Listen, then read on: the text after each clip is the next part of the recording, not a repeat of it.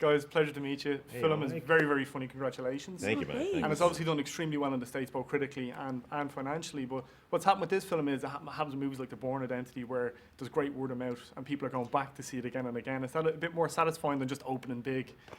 It really is, because in a way, I always feel this is a little bit the movie that Twitter built, because Twitter kind of went alight with this and was really supporting it. But because of that, I get a lot of feedback, and so many people are like seeing for the second, the third, the fourth time, that's kind of amazing. Fantastic. Yeah, somebody, it's like the first weekend I bet I had like 15 people that I didn't know come up and say like, we're going to see it again. Like we missed so much because of people laughing. I was like, that's fantastic. That's the perfect sign with a comedy, isn't it? When people Yeah, kind of go back again because they kidding? feel like they've missed something through laughter. Yeah. But when you have a cast this strong, I mean, it really, it shouldn't come as a surprise to any of us, but it's always nice when people do catch on to it. And how do you go about directing a cast like this? Because you've obviously got an awful lot of talented comedians here. Yeah. Is it let them do their thing to a certain extent and just kind of yell cut when they think they're It was finished? or- brutally restricted.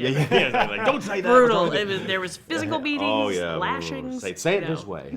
No, my whole thing is to stay out of the way. I create a kind of a safe environment for them, get the cameras set up so that they can just do their thing, and I'll capture it all as it's happening from both sides. Both sides at the same time, and then just stay out of the way, and occasionally throw in an idea or two, and and try not to laugh and ruin the takes, which is the hardest thing. And I ruined many takes. I think we all ruined many things. No, but it's like this is the first time Paul and I've worked together, and it was like the best environment I've ever been in. It was so wildly collaborative and encouraging, and I think that just makes everybody kind of rise and do their best work. And then, smart and don't listen, smart and funny. And so it's like when the comments came in, they were for a reason, and they were always like, oh, that's really funny. I want to do that. So You get to really go for it as well. Like this is, how much was there a point there we go, we can push it a little bit more here, or we should rein her in, or we just like, let's just go for this. Let's just make her as crazy. I feel and like as out we're there as always we like, could. let her go, let her rip, and we'll figure it out later. Yeah, I mean, there's a real trust I think that everybody had, which is, Judd and I are not going to go in and use stuff that's bad. If something happens that's way over the top, but it destroys in a test screening, then we're going to leave it in. But when you work with really talented comedians and comedians, they have a natural governor inside them that will take everything to the top where it can go, but won't go beyond it where it becomes silly or embarrassing or dumb. So it's really it's easy. You got a couple of scenes with the husband as well. I know. So how does that How work then? Are you fantastic. rehearsing at home, or he's going in, or are you keeping all the magic for when you get on set? We All keep the that scripts you can sandwich go- magic for the screen. That's I know we have friends that are like, oh, I'm a little disturbed by that ending. Yeah. It's like, well, it's not real. It certainly wasn't real. You don't really do that, I swear. Yeah. Yeah, that's just home footage. That's just a regular old vacation Stuff for your us. Facebook page. Exactly. But Paul, you can be, credited with partly starting the Avatar Revolution as well with Freaks and Geeks. So I had about 10 people come at me with box sets when I said I was doing this, by the way. Oh, fun. Who all claimed to be on the DVD case as well. They're like, I'm in there, I swear. Oh, that's There was nice. the fans on the back of it. But Seth Rogen started there, James Franco started there, Yeah. Jason Segel, all these other guys. So do you feel like you've kind of come full circle a little bit here? It's really getting to nice. direct a movie with. It's nice because this is the first time Judd and I have really worked together since Freaks and Geeks. And we've known each other forever. We've been friends. We were stand-up comedians together, and we always bonded over the fact that we like the same kind of storytelling and the same kind of comedy. And so it's nice that we started that on Freaks and Geeks, and then he really took it and ran with it, and I got to work on other things, and now it was fun to come back and do it again. And it worked, fortunately. Thank God.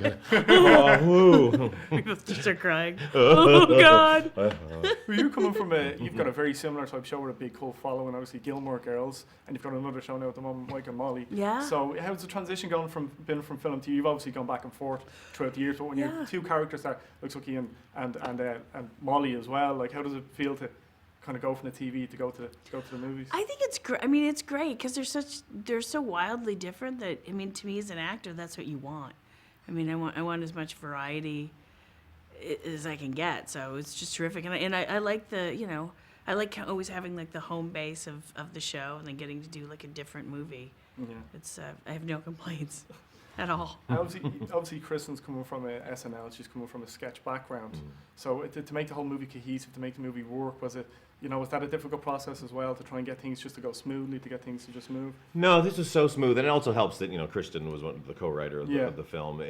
But Kristen is such a great actress. That's what is great about her, and people don't expect that because she plays these bigger, fun characters on SNL. Although, to me, I always think she's a great actress even when she's doing those big characters because there's this humanity that she has inside them. Even when they're get really nuts, they're so troubled inside, and that's why I think it's so funny. It's like outward appearances and like dying inside. It just kills me. Was there a point to looking at other movies as well? Like, you know, you look at other wedding movies like Bride Wars, 27 Dresses and stuff like this. Is that you go, okay, we don't want to kind of go in that direction. We want to move it a little bit more to the Apatow kind of brand of comedy. We never faced this like it was a romantic comedy or a chick flick or whatever that means. To us, it was just a comedy about a person going through, you know, a crisis in a big event. Just happened to be a woman and happened to be, you know, surrounded by women. And it was exciting because there's so many funny women out there.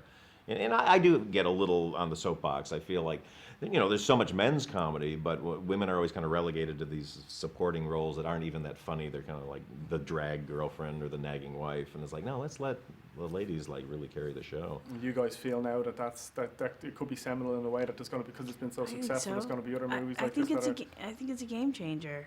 I mean, I certainly hope it is, because I've talked to so many people since the opening that are like, you know, right before we opened, actually, I talked to a female writer who was like, you know, I have something that they're literally holding to see if Bridesmaids does well, because mine's all women. And I'm like, what's happening? But, you know, funny's funny. I think if you just stop trying to make, like, nobody tries to make a men's movie that's like, let's make it more manly than it's like, they just make a comedy. And now we've just made a really funny comedy, and it works. It seems kind of simple. And Hollywood is never more behind doing something than when it makes money. And so the fact that the movie made money, that gives a free pass. There'll be only female movies for like a year and a half. Sorry, guys. No men's movies anymore. Then we'll go back to cop and dog movies. And deservedly so, guys. Cracking film. Congratulations. Oh, cheers. Thanks so so much. much. Both of you guys. Thank you.